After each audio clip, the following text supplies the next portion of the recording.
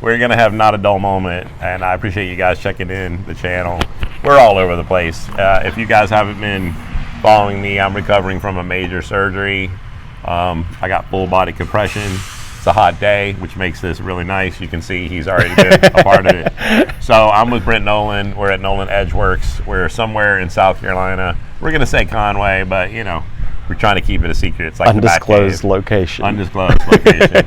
So we are going to take a quick tour around the Nolen Edgeworks forge / this guy does everything, you know, everything. So we're going to just see what an American knife maker with a heavy Japanese influence over his life does to bring you amazing knives. So thanks for checking in with us. This will just be one of many things we're doing in the future, but I'm glad to be out of the house from the surgery and on location. So Brent, while we have this in the background, we'll just go ahead and keep filming real quick. So what do we have here? This is like an American version of a hammer. This is our spring hammer, but yeah. So this is kind of a cool recent addition. I snagged it earlier this year. We're in 2024 now. So, there we go. Yeah, but I'm just pointing at this. Yeah, so I snagged this last November. This is an air hammer. So is this when you went on a road trip? Yes. So me and a buddy of mine drove to right outside Chicago to go get this. So this is an air hammer. You can see the compressor back here, as opposed to a Japanese style spring hammer. Yeah. So that air compressor runs this, and everything's controlled off the foot. I don't have the kind of constant feed that a spring hammer has. It's a little bit slower because I do have a recharge on the compressor, but I have really nice control on this. Okay. Yeah, and this one's cool. So this was made for General Motors. Okay. They used to forge a bunch of stuff in-house, and they decommissioned it however long ago. The guy I bought it from lost a leg, couldn't blacksmith anymore, and I made the journey to go snag it. And that was an adventure too, because we had a broken vehicle. It was supposed to be 18 hours there, and it took 22. We had 2 hours sleep. We got the hammer.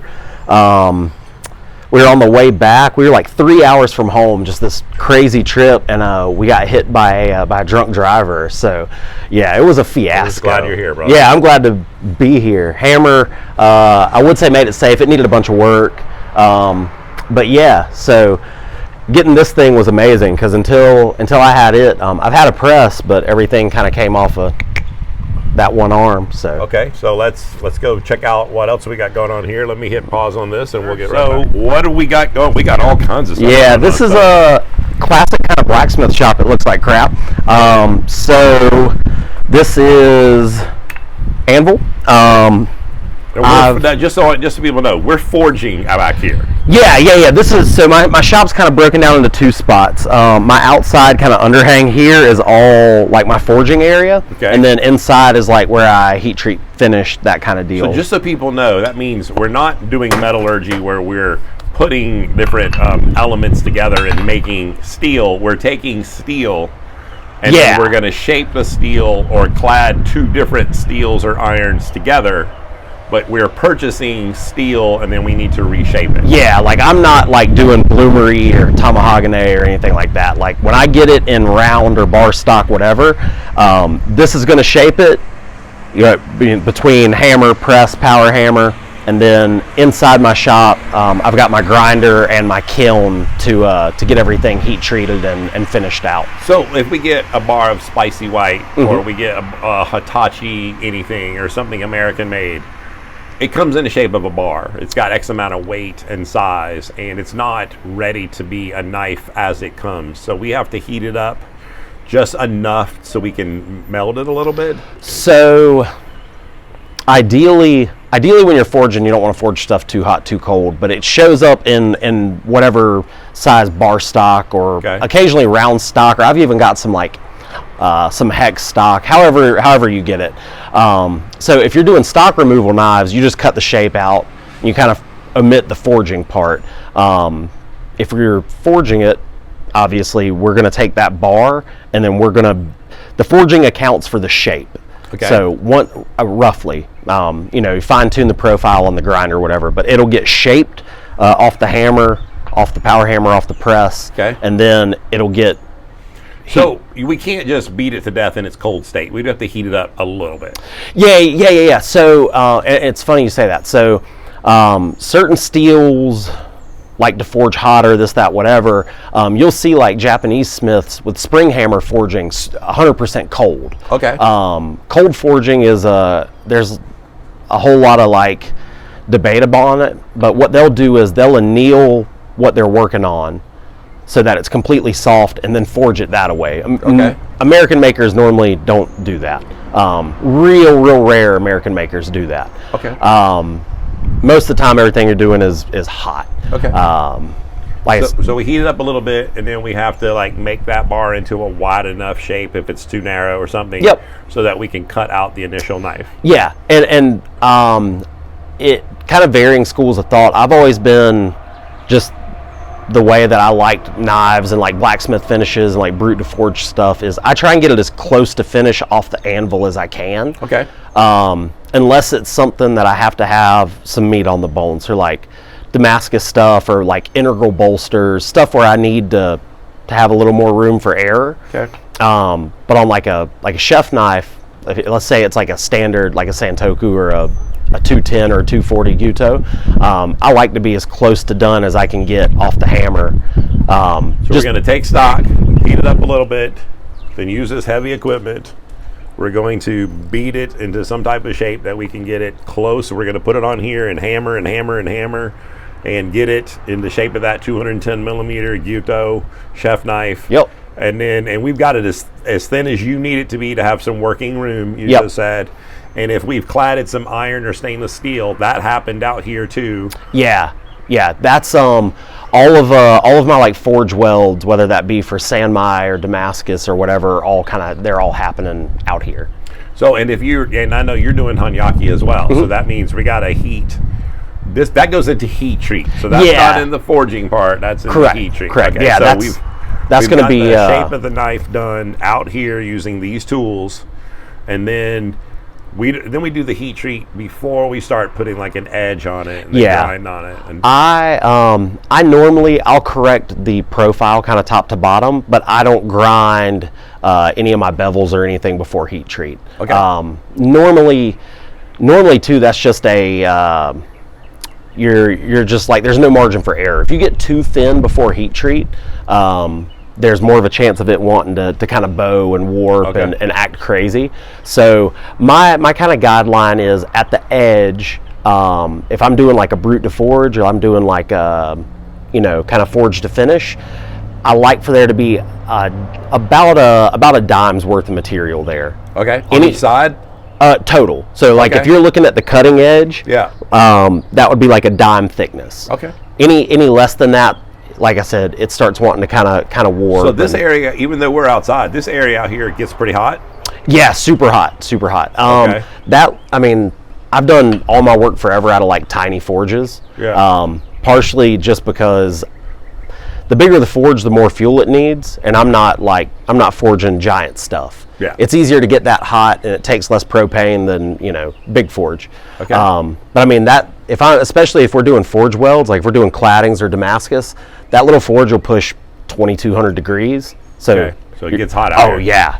So when you're out here doing the work that you're doing, are you doing multiple knives at the same time? Like when you've got that thing jacked up on heat, are you going like 3 or 4 knives out here or can you just do one knife at a time and then move to a different part of that project? It just kind of depends. If it's something that I know, like if you're like, hey, let's forge a 210 millimeter Guto, I'm like, okay, cool, we could do 3 of those at the same time. Just because I've done so many that, okay, it's just kind of muscle memory. If it's something that I'm not familiar with or like an integral bolster, I can only really do one at a time. Just because a lot of people still doing bolsters. Integrals are really the hot thing. So meaning the tang, bolster, blade are all one forged piece of metal. Yeah. I love an integral bolster. I don't really like added bolsters. Okay. And that's just a me thing. But if we're doing one of those, there's a lot of geometry there that I just don't have that much like memory to pull from. So that gets tough. But if we wanted to forge chef knives, we forge 3 or 4 at a time. Okay. However many will fit in there. So. All right. So when we leave this area, we're going to go on to the next area. So let me pause and we'll get set up over there. So listen, we're having fun. And so the temperature has changed a little bit. You would think it'd be cooler on the inside because of the roof, but it just traps in the heat. It's so bad. It's a nice early summer day here in Conway, South Carolina. Okay, so we are to the next part. So at this point, we have taken the knife, we have beaten it into a shape. Yep. We need to anneal. Is that the word that we're using? Yeah, depending on what we're doing. So we're going to heat treat normally. And for what I do on a forged piece, we'll thermocycle. So and what does that mean? So we'll take, and I'm using like kind of encompassing carbon steel numbers. So we'll heat the knife in here to a little over, like right about like 1500 degrees. Okay. So we're going to go past where we want to quench by just a little bit, and then we're going to take it out, and then we're going to let it cool to like a black. I'm not worried about it being cool to the touch. We just want to get it back to like a black or gray appearance. Okay. So we know that it's cool. Okay. Then we're going to put it back in here. And we're going to do not red. Not red. Yeah. Oh, okay. Yeah, for sure. It doesn't have to be like touchable, but it visibly it needs to be cool. Okay. So we're going to repeat that like 3 times. And basically during the forging process, like the grain blows out.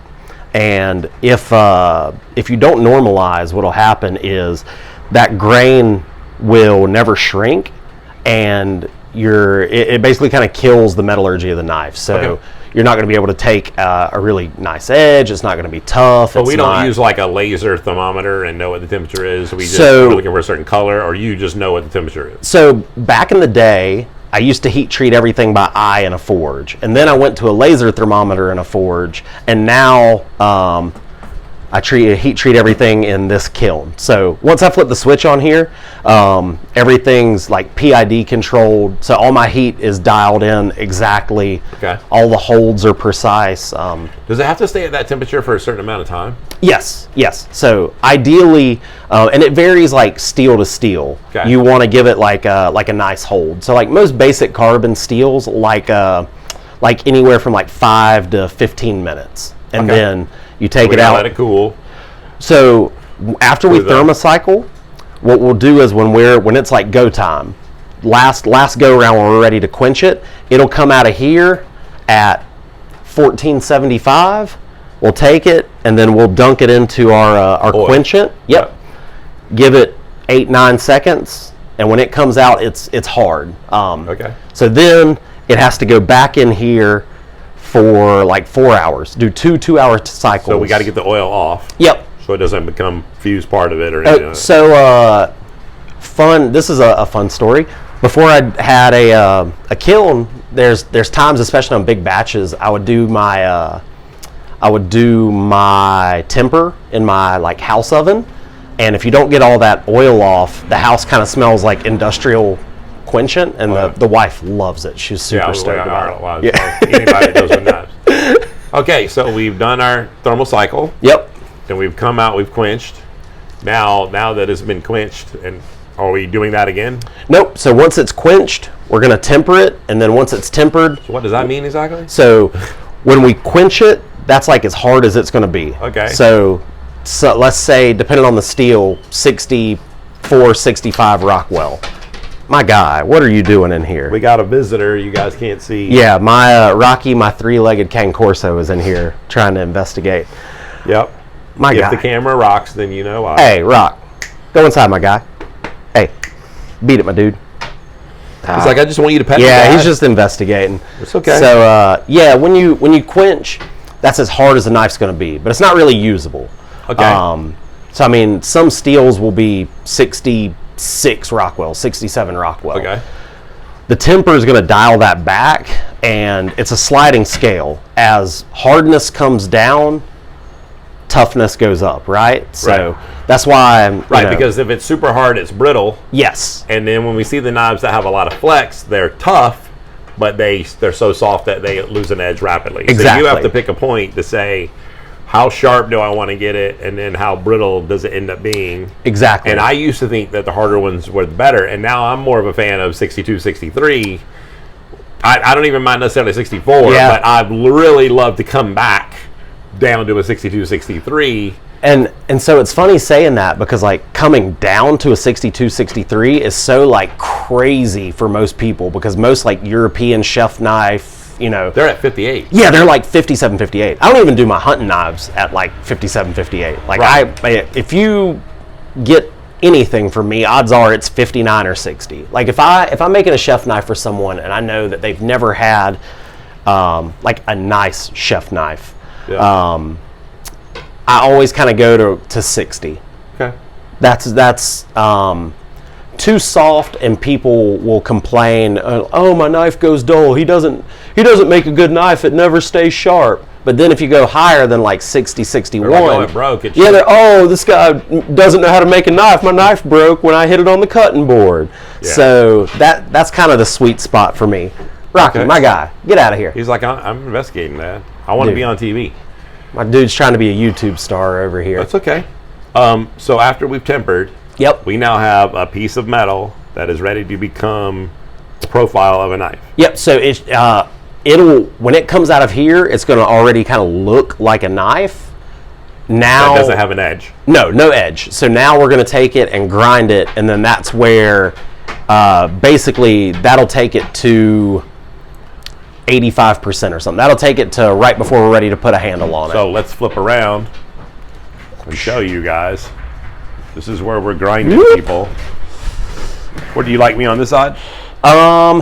Actually, if you want to kind of turn it, because that door will wash out the shot. It'll make everything kind of wild. So where do we want? Over here? Right. Do we just need to move the box? Yeah, we'll just scoot that out of the way. You tell me where the shot is. So the legs are. Wow. Bang. That's actually okay. Cool. Go inside, dude. All right. Can't find good help around here. So we have this. This is a very professional looking machine. This is an American-made product. This is the Ameribraid 72-inch. Yeah, this is their like flagship 2x72. So, I'm not like sponsored by Ameribraid. No. I've you met just like them. Yeah, I've met those dudes and hung out with them. You started on the one that I have, which Ryan Swanson got me. It was $125, 200. I actually started on one cheaper than that. So I started on a little 1x30, and then I went to that. Yeah, I'm 2x42. Is that what you said? And then I went to a buddy of mine had built a 2x72, and it was not great, but it was great at the time. And then when I kind of decided, I was like, hey man, I'm really about making knives. I made a couple moves and bought this guy. So. Like I said, I've hung out with the dudes from Ameribraid a bunch of times at like events and stuff, and they're sweethearts. They're the absolute best. And this thing's fantastic. It has all kinds of attachments to it. Yeah, so this is like an 8-inch wheel. Matter of fact, I was actually sharpening on this. So can we buff on this? Can we? Yeah, I've got more money in attachments than I do in the actual grinder, I think, between the radius platen and the wheel and the small wheel and the rotary platen and my combo platen and then the wheel set and then the surface grinder. I've got most of what they offer. And this is the one, so this is 110 or 220 with the VFD. So it's got, for those of you who don't know, and I'm still learning all this myself, because the one that I have does not have a variable speed. So this has variable speed It has a platen that can be attached that puts the belt a little bit more vertical. This can also go horizontal, I believe. That's the other thing that I'm lacking is I don't have the horizontal mount for mine. But it has the ability to become that. Yeah, I think for like $100 maybe. So if you want instead of it going this way, if you want it to go literally horizontally this way, and what would you use that for, like handles? Or? So a lot of guys like it for handles, or what they'll do is they'll put their small wheels on and use it for really like hard curvatures and knives. Okay. I will say that working this away is a little safer than working this away. Okay. Every time I've ever, fed the grinder and lost a little skin has been working this away, not that away. Okay. So it's kind of bulletproofs your process a little bit. All right, and so you've got some projects that you're working on right now. We've got all kinds of metal going on. Yeah, I've got a gang of kind of half-finished stuff. So there's like a bucket over here. These are some, matter of fact, I'll get them close. So those are some stock removal, like hunters that I've done. I just want to show you guys the thickness of what will be the edge. Yeah, so that's those are 1/8 inch all the way around. And those were cut for me. Like those aren't a forged piece. So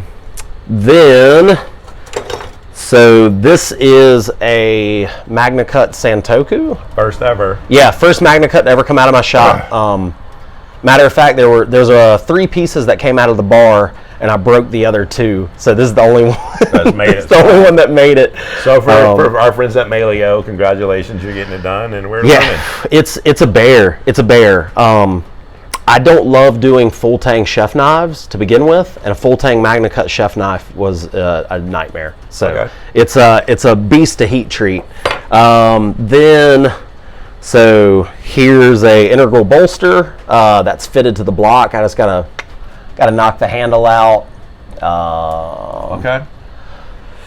Then there's a couple chefs over here. So this is a Hanyaki. You can see the clay there. A little tough in the lighting. That's ready to grind. And then these 2 are 240 millimeter ABL stainless steel Gutos. So those got heat treated full thickness and then grind afterwards. Okay. So, yeah, I've got we've got some wood stock over there for handles, and the handles would get ground on this as well. Yeah, so I use there's a disc grinder outside as well that I really like for doing like WA style handles, but all of my handles are coming off of that and this, and then I've got all kinds of like stabilized wood kind of hid away, and then there's a stockpile over here in this corner of like really nice natural stuff. I went through a phase where I was hoarding handle material, as hard as everything. Even if they just made a bolster or something. I mean, you know what I mean.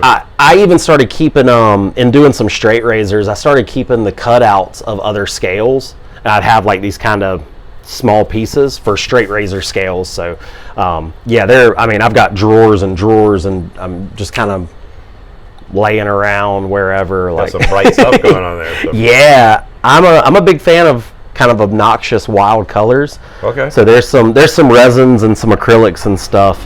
Very good. Yeah, it's sucks to work with, but I like the end gotta product. ask, like, since you're a dad, and you are a practicing martial artist who hasn't really had time recently, but then you also have a regular job. Yeah. Like, what's the amount of time that you get in here? This year has been really, really low. Really low. This is like every day after work, or just on weekends, or every other day? Prior to this year, this was probably 30 hours a week or more. Okay. My day job is in public adjusting, so I advocate for policyholders after losses, right? So like if you have a house fire or water damage or roof claim, or and thankfully that leaves me a lot of like time. So I was in here a ton. This year that has not been the case. Our firm got acquired. There's some other stuff that's happened, so I haven't been in here very much at all this year, unfortunately. So are you did you stop your books as far as making knives so you can get caught up, or are you still taking orders? Yeah, so right now I've kind of killed it off. I've got a handful of pieces. I've probably got less than a dozen, and when that happens, I'll start trying to take some more. But I really just kind of want to take some time and do the stuff I want to do. Okay. Like I was doing a lot of stuff, like taking the orders and not like loving it, just stuff that doesn't really like jump out at yeah. The passion wasn't there. For sure. For me, like I would say, like I'm a chef knife guy. Okay. Like that's my forged chef knives are like my favorite thing. Everything else is kind of secondary. But once books are cleared, I really want to I want to do more Damascus. I want to do some more cladded stuff. I really, really, really want to do some more integral bolsters. And I guess I'm out of it because I didn't know that had become a thing. So I'm interested in seeing like when they're all done. Yeah, that's I think that's more of like a Western knife maker kind of thing. But I really enjoy like the whole challenge behind it is just kind of cool. And then I want to do some hammers, like some hammers and some axes. Okay. I forged Just out there now. Yeah, I forged a. You're gonna be doing sickles next. Yeah. Ninjutsu. Scissors. I forged a Damascus tomahawk with a buddy of mine, and we drifted the eye and the whole thing. It was really fun. So I want to do like some more of those. But so I personally have been given a couple of knives by Brent, and one of them is used in my kitchen. It is a spicy white, and I had messed for a minute with polishing, sharpening. Yeah. But I wanted to do more, especially now that I've been working on polishing. Brent's going to be nice enough to let me work on something that he was about to throw away and just let me have some fun. So I'm trying to get better on my end on the polishing / sharpening part. I've really kind of moved towards, instead of knife collecting, moving towards back to really getting more of a personal touch with each individual steel and how they react on Japanese natural stones as far as brightness. Yeah. I'm starting to learn that certain steels cater to certain stones. Yeah. And stuff like that. So I'm getting a little bit more personal info on that. So I'm just happy that you're allowing me to mess with different metals. And Brent is very happy of the fact that one of his knives holds the record for sharpness with me. I happened to be sharpening the knife in his presence. Like we weren't going for a record, but we were very shocked when I put it on the best tester and it was a 15. Yeah. It was, I mean, I've like gotten 13, 24s 15, and 32s, something like that, but it was like a 13 or 15. It was something stupid low. It the thing that kind of surprised me on that too was The type of steel. So the type of steel and the heat treat, because that wasn't a heat treat out of a kiln. So like now my heat treat is 100% heat treat is 100% bulletproof. It's just, you know, a matter of fact, my kiln Bluetooths to my phone. You know, I can sit inside and, you know, I can watch cartoons with the kids and it'll, you know, it tells me, hey, like I need to come outside and quench knives kind of thing. So this one was done out of a forge and it was a like 1084, which is not a like super high. Yeah, no. Like it's a great steel. I love 1084, and like for guys that are just starting knife making, it's what I always kind of like recommend. Okay. But if you had told me like, hey, I need you to make a knife, we're pursuing like ultimate sharpness. Yeah. That wouldn't have been my first choice. For grain structure, hardness, stuff like that. No, that wouldn't have been like what I jumped to. And for those of you who don't know, the best tester is a tool. It's not the standard, and it means that there was a certain point on that knife, a certain actual point on that knife that had achieved that sharpness. The point next to it could have been 100. Yeah, we're not talking about that. That doesn't mean that I sharpened it evenly. It just means that the specific spot I happened to touch happened to be so sharp that it was danger Will Robinson. It was like, you know, definitely, you know, something. I sharpened something this weekend. I was polishing, and I didn't get it on video. I laid a paper towel on it and blew on it, and it blew the paper towel in half up to the halfway point. Like I literally, and the paper towel went into halfway, and then I couldn't replicate it, and I was just like, but just literally cutting paper towels like just so effortlessly and everything, and so I'm definitely anxious to play with the different metals, and I'm lurking with different stones, and actually he had borrowed a bunch of stones and knives to learn more about certain Japanese manufacturers. Yeah. And when I was messing with some of my stones and going through progressions, I was like, where's this stone? So I was like, I think I need to go visit my friend and get some of my stuff back so I can work on polishing this week. It's funny because it kind of helps me, because if I need something, I just go, like, you've always been my guy. Like, if it's a sharpening question, Yeah. you know, I'm like, pick the phone up kind of deal. And I walked away for a while to where now I feel like I got to get back to the roots of why we started the channel, which was sharpening.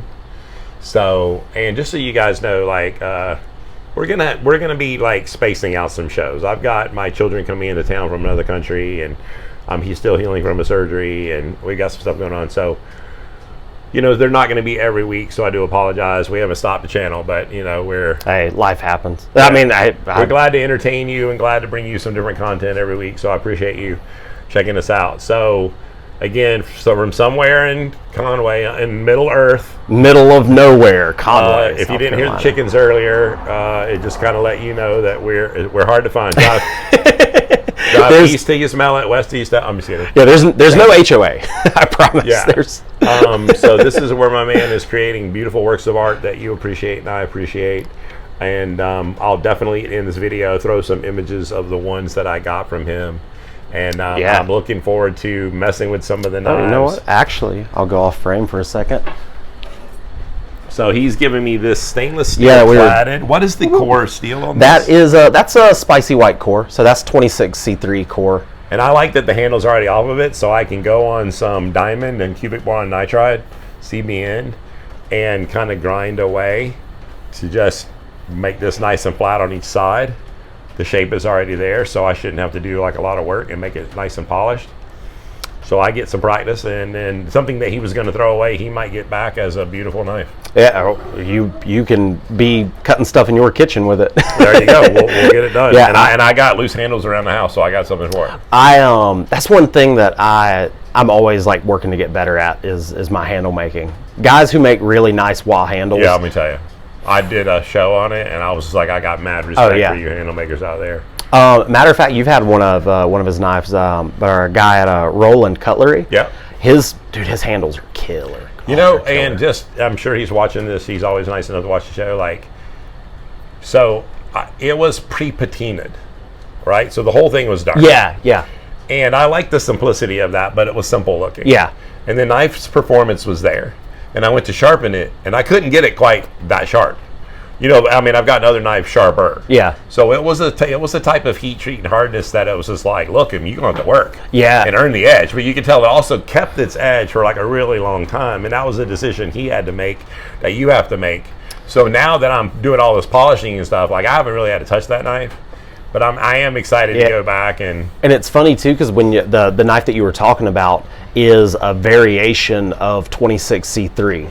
So yeah, it's the chef. Yeah, chef cut is chef cut. And does that have like an extra molecule in there? There's a niobium, maybe. Yeah. And I want to say it's niobium. I'll fact check me on that. But it definitely adds some like wear resistance to it. Okay. But when it's already that hard, it's already a little hard to sharpen. But when it's that hard and they add a little like we're gonna get it better. I'm gonna get that knife stupid sharp, and then it's gonna be a super hard knife, stupid sharp. That thing's sweet. But I know this is a long video, and we took your time, but I appreciate you guys always checking in. I'll have to decide whether to make it a two-parter or not, so I don't bore you guys. But I appreciate your time. Always. And I'm still learning, and you guys are still learning, and hopefully this wasn't a dull moment. And thanks again for your support. God bless.